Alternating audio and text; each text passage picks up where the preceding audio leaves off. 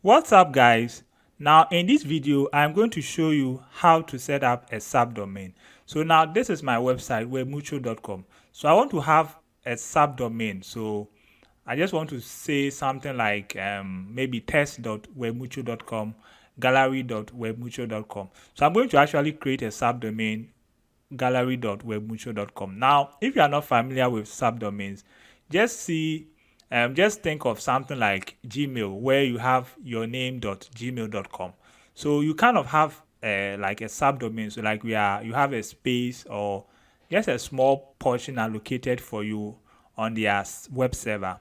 So I'm going to have a subdomain called gallery.webmutual.com, which I can just make it sort of like a dedicated site for my gallery for my pictures. It is still connected to the main domain.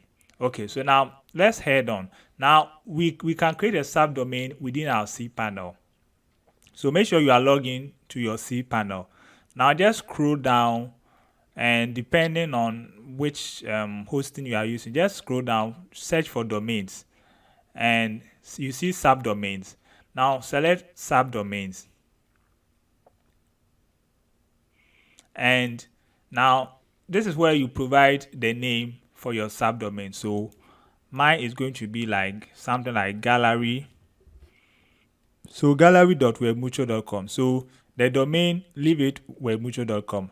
Now, so this is the domain, the main domain, webmutual. So we are going to have something like gallery.webmutual.com, and leave this as it is, and just click on create.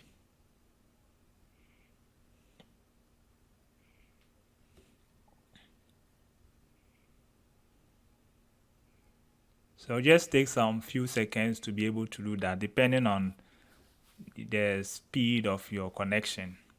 Okay, so success gallery.webmutual.com has been created. So I'll just click on back, and you should now see my new domain.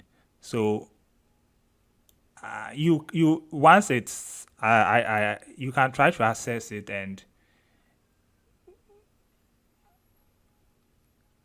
but it takes some time to actually propagate.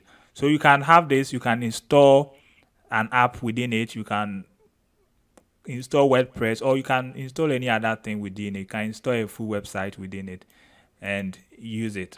Okay, so guys, thank you for being part of this very short video tutorial on how to create a subdomain. So thank you for being with me, and see you another time. Bye bye.